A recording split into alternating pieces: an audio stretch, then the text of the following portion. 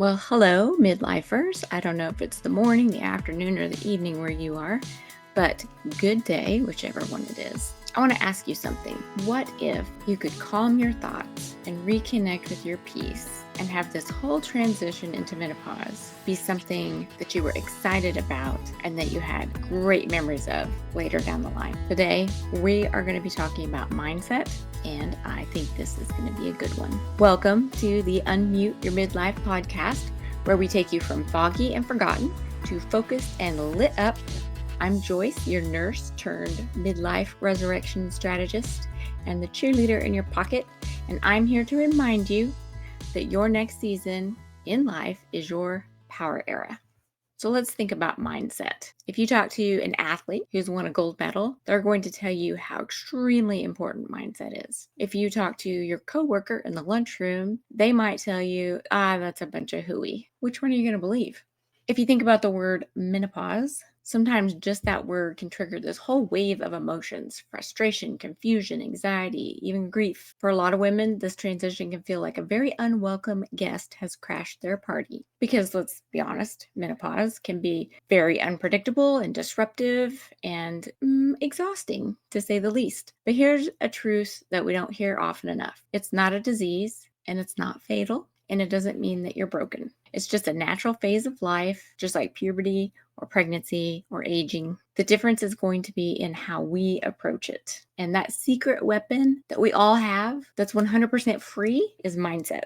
Mindset is your secret weapon to help you navigate menopause. Your mindset is this internal lens that you look through when you experience the world. It's how you interpret the challenges you face, any changes that come along. It's how you internalize what you see in the mirror. So when it comes to menopause, mindset can either magnify your suffering or empower your resilience. Yes, the symptoms are real. The hot flashes, the weight gain, the sleep disturbances, the brain fog, the mood swings, the joint pain, the list goes on. But your experience of those symptoms can be greatly reduced by having mindset play its hand. A woman who views menopause as a sign of decline is probably going to feel defeated and resentful, whereas a woman who sees it as a rite of passage or even maybe a liberation from the reproductive pressures, she might feel empowered or wiser or more connected to her body than ever before. So you've got these two women, same biology,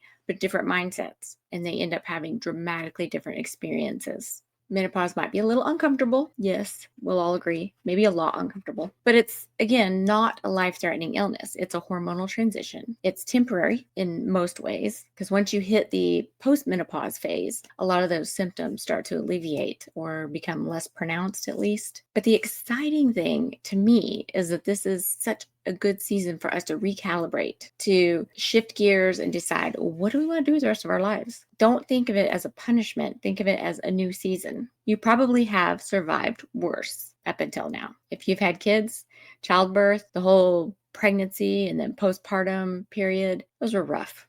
Those were some rough months. And if you had a lot of kids, that meant those were some rough years. And then we, of course, have probably had career changes, some heartbreak, maybe lost some loved ones. So we have some survival tools in our arsenal, whether we realize it or not. Some people have this natural bend towards positivity. My husband is one of those people. He's the eternal optimist. Now, me, I am glass half full versus half empty kind of person. But positivity overall is not my natural bend. I tend to be very cynical and sarcastic. And that comes from growing up in the family that I grew up in. That was our love language. If they weren't being sarcastic with you, then they might as well not give you the time of day. So learning how to be positive has been a lesson that I have focused on through my adulthood. And if you're one of those people who's not really all that positive either, then sister, you are not alone. I've been doing this mindset challenge in my private Facebook group with some of my other menopause besties. And a couple of the things that we were talking about is, where do the negative thoughts come from? And then what do we do with them? It's not enough just to tell someone, well, just be more positive. Well, just go jump off a bridge. That's what they want to say back to you. And if you're watching this on YouTube, guess what? I have visuals again today. But don't worry, if you're listening instead of watching, I'll describe it all to you. So this is a little diagram about how our negative thoughts affect us. The first thing that happens is there's some sort of what I call a triggering event, whether it's a mistake you made, a conversation that did not go well, you accidentally looked in the mirror and did not like what you saw. Whatever it was, it sparked a reaction in you, and you automatically thought something really negative. Before you know it, your brain served up just like a reflex. I'm failing. I'm just too much. I can never change. Whatever the excuse is, I've got a long list of them. We'll go through some of them later. Step 1, you get triggered. Step 2, you have this reflexive negative thought. Step 3, the thought causes an emotional reaction in you, whether it's guilt, shame, anxiety, sadness. Those emotions are real and they hit you fast. Let's move on to step 4. You'll have a behavioral response to your emotion. You might withdraw. You might hide in a corner on your phone and just doom scroll. You might procrastinate finishing something because you got criticism on it and now you're worried that the end product is not going to be good enough. So why bother? You might shut down completely. If your spouse said something rude or insensitive, you get your feelings hurt and you're just like, well, I'm just not talking to him. So that reaction becomes part of the cycle. And then the last step in the circle is reinforcement of your belief. So now that first thought you had, you've reacted emotionally, you've reacted with your behavior. And so now you've reinforced in your mind that belief is true. It's almost like your behavior matched the lie. And so now that's going to be part of your repeating cycle. I have good news for you, though. A lot of that stuff that we believe, it's not true. It's a lie someone else told us, whether it was a real person or culture or a cue we picked up from someone else. It's a false narrative. It's a habit that you have let worm its way into your brain and take up root. But we're going to talk about how to kick those to the curb. Well, the next thing I want to show you is the thought reframer. So once we use that cycle to stop and identify those critical beliefs about ourselves, the ones that send us spiraling into self-sabotage, we can write them down and we can rework them. We can identify the lie that's in them and find a truth that's empowering to use instead. I got a whole list here. I'm going to call this my emotional vision list. And I'm just going to basically give you the negative thought and then the reframed positive thought. This is just a short one-word list and we'll go deeper. There's guilty versus grounded. There's confused versus curious. There's invisible versus seen. Abandoned versus guided. Dull or fading versus vibrant. Shamed versus accepted. Overwhelmed versus confident. You get the picture? So I'll be a little transparent here and share some of mine that I've already worked through. And this, I'm going to give you the longer version, not just the one words. I trust my path even when it looks different than someone else's. I am a vibrant person, not to get attention, but to spark someone else's ignition. I don't run from hard things. I've already been through hard things, and now I help coach other women through hard things. The old me would have stepped back and stayed quiet. But this me, I build people up with my words. I am not for everyone, but I am exactly what someone needs. My story doesn't make me weak. It makes me weaponized for impact. I want you to take the time to go through and catch your negative thoughts. Whether you want to sit and do it all in one session or you want to keep a notebook with you and jot them down every time they happen, I want you to start keeping track and write them down. You can't just leave them in your head because then you can't work through them. You've got to write them down on paper where you can read it and look at it and ponder it and rework it. Then you can keep a list like I did here of your reworks.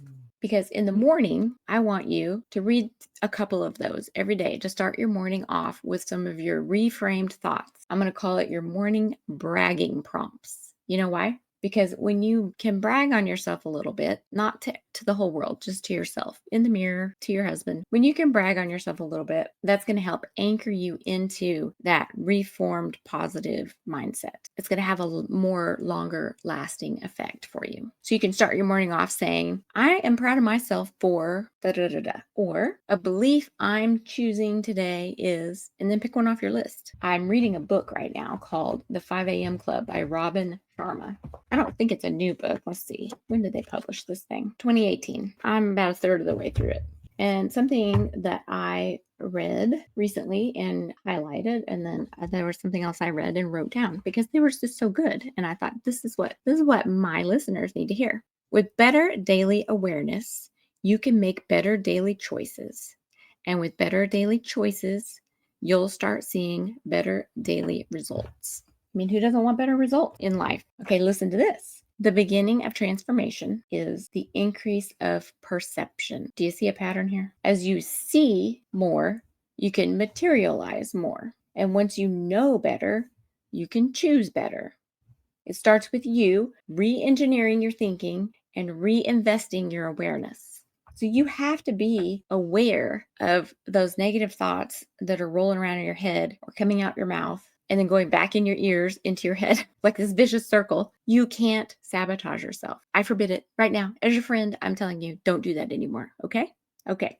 I'm going to talk about how you can work through some of that. That's the goal today. And I've got some examples for you that I kind of brainstormed up here. Once you get your list of negative thoughts, we're going to do a little exercise to reframe those. Now, just to clarify, I'm not saying we're going to lie to ourselves. There's no need to lie to yourself. We are going to weed through and find what is the actual underlying fear or feeling, and then we're going to make it make sense, and we're going to evaluate, is that even the truth?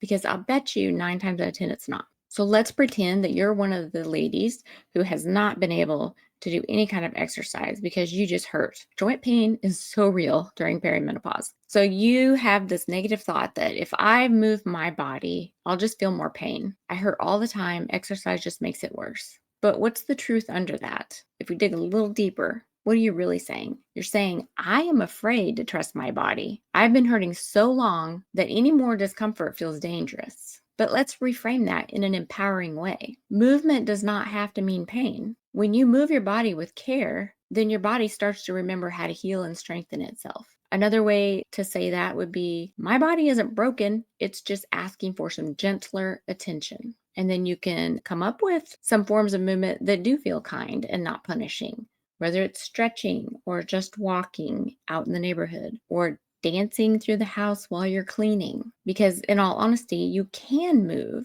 but you're going to have to be your own cheerleader with that. You're going to have to take that negative thought that says, I can't do it because it hurts too much, and reframe it into, well, I can't do that, but I can do this. I've got some more. If you're feeling lost, don't worry. It's all going to click into place.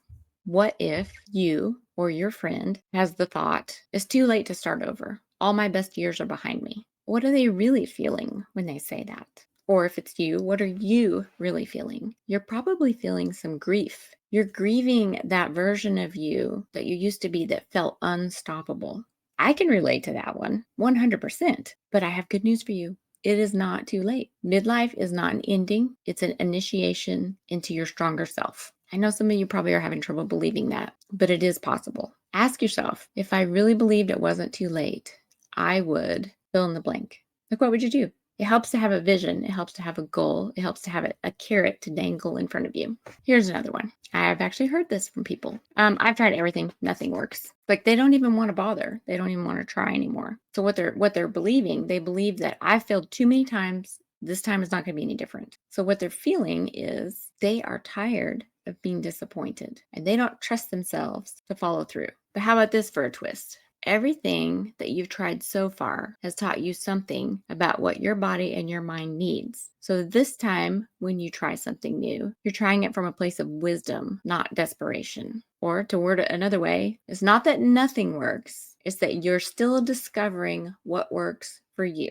Do you see the difference in that? The thriving, having resilience versus failing and crumbling into a heap of sadness. I don't want you to be a heap of sadness. Now, maybe you're not feeling so negative and beat up by perimenopause. Maybe you're more like my forward-thinking Franny, who is trying to do her best to plan for the future and keep her body strong for the future. She might say something like, I don't want to be one of those women who's obsessed with aging. But what is she really feeling? I bet that she is afraid of being judged for caring about her appearance or caring about her vitality. And I would take that lady aside and I would encourage her that investing in your longevity is not vanity, it's stewardship. There's no such thing as just maintaining. You're either growing or declining. So if she doesn't want to invest in growing, if she doesn't want to invest in making herself stronger for the future so that she gets to keep this one body that she gets and have it serve her to the very last day of her life,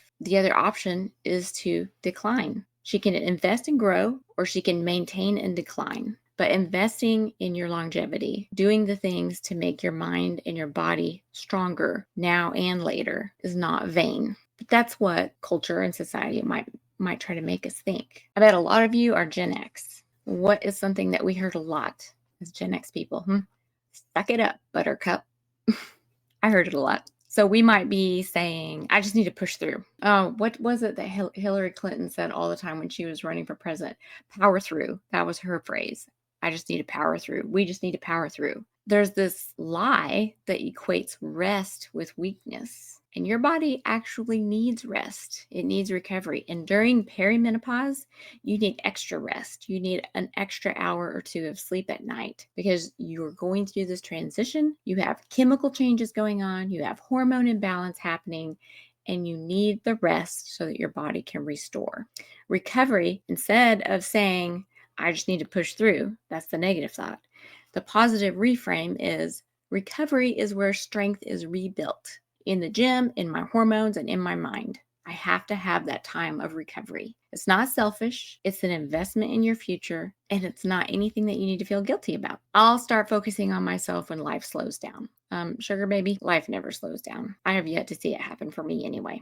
But what is the deep underlying feeling there when someone says something like this? I'll start focusing on myself when life slows down. They're afraid of seeming selfish or lazy. But I have to point out that when you take the time to care for yourself, everything else runs smoother later. When you get enough sleep, you think clearer, you have less brain fog, you have less mood instability. When you take the time to eat right, you have more energy. When you take the time to go to the doctor and get the prescriptions that you need, everything runs smoother. So we're going to take that negative thought of, I'll start focusing on myself when life slows down, which really is, I'm not going to act selfish and lazy and take care of myself. And we're going to reframe that to caring for myself right now is going to make everything else run smoother. And not just for you, for your spouse, for your kids, for everyone that's in your household is going to benefit them when you take the time to take care of yourself. I hope you can take your list of negative thoughts, rework them into something that's positive, truthful, and empowering, and then use that to anchor your mindset into something that serves you well and serves the people you love. See, as women, we have this tendency to always be in performance mode. When the whole family is sick, who's still up taking care of everyone?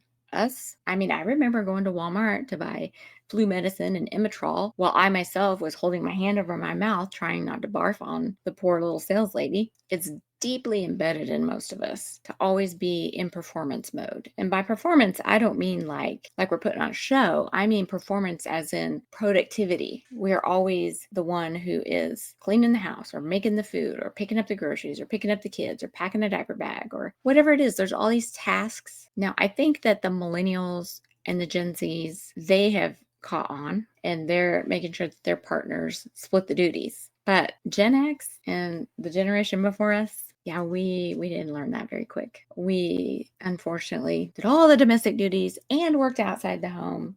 So when I say performance, that's what I mean. We're always performing tasks, performing duties. We're always in go mode. But when we can allow ourselves to stop performing and then just allow ourselves to be seen, even if it's just you seeing your true self, seeing how you really feel and where that feeling's coming from, so that you can weed it out, pluck out the weeds, pluck out the bad stuff, and replace it with something good and wholesome. It's about owning your voice and setting the boundaries that help you have your healthiest mindset, your healthiest emotional and physical self, and then reconnect with that woman that you are beneath all the noise. Because you are confident and you are capable and you are radiant. And if you don't think you're any of those things, it's because something is burying all of that and dimming your light. If you can see my screen, I want to talk about anchoring yourself in the now. This is the last part of today's topic. Midlife can definitely feel like a storm, but this grounding practice should help you drop an anchor right here now so that you can calm those mental waves and reconnect with yourself. First, you're going to find a quiet spot, something that feels peaceful and cozy, even if it's your parked car while you're sitting at the school lot waiting to pick up kids. And you're going to take this moment because you deserve it. You don't have to earn it. You deserve it just for being you, okay? And you're going to focus on your breathing. We've talked about different kinds of breathings, but basically you're just going to close your eyes and take a deep breath in, hold it for a heartbeat, and then exhale out and remind yourself that you are all those things I just said. You are confident, capable, and radiant. Take as many breaths as you need. I want you to engage your senses. I want you to be aware of all your 5 senses. What can you hear right now? What do you see? What do you feel? Are you feeling a warm, cozy blanket? Do you have the snuggly kitty curled up in your lap? Or are you in the car? You feeling the heat or the air blowing on you? What do you smell? Does someone need to vacuum? Is it time to change out the air freshener? Maybe you're outside and it smells fresh. Smells like outdoors, smells like ozone. What do you taste? Is your mouth tasting dry because you've been neglecting your hydration today? Or are you chewing gum right now? Is it tasting minty fresh? But engage your senses because that helps to anchor you in the present. Now I want you to think of a mantra or an affirmation that you use. It could be, I am safe. I am here. This moment is my moment. Just say it with your whole heart until your body believes it. Now, if your mind starts to wander, which, hello, you're a woman, it's probably going to, just bring yourself back to the present. Focus on your breathing. Focus on the 5 senses. And once you feel like you're calm and anchored, take a couple more deep breaths and ta-da, the anchoring moment is done. You can practice that anytime that life is feeling too loud. The more you do, the more you're going to trust your own ability to create your calm in the chaos around you. I don't want to leave you hanging or just trying to remember all this on your own. So if you will message me, mindset, just send me the word mindset. I will send you a link and you can download all of these worksheets that I just went through. Totally free, no cost, no spamming. I think I've made it pretty clear, my stance on mindset. And if you found any of this helpful, then you should know I do offer coaching. I have a 6-week program that helps you rewire your identity. I also have lots of free resources on my website. If you're kind of a self-starter and you don't want one-on-one coaching, you're welcome to use any of those resources, however they help you the most. But if your mind has been your worst enemy lately, it's time to take back control. So send me the mindset message so that I can send you these worksheets and you can start resetting your own mindset and learn how to turn your self-doubts into self-trust. All right, my beautiful friends, that is today's dose of midlife truth. Remember, you are not foggy, forgotten, or finished. You are just getting lit up for your next season. If today's episode hit home, don't keep it to yourself. Share the link with a friend who needs some help unmuting her own midlife. If you want the worksheets, message me mindset, MINDSET, and I will get those to you. Until next time, keep unmuting, keep rising, and remember your midlife resurrection starts right now.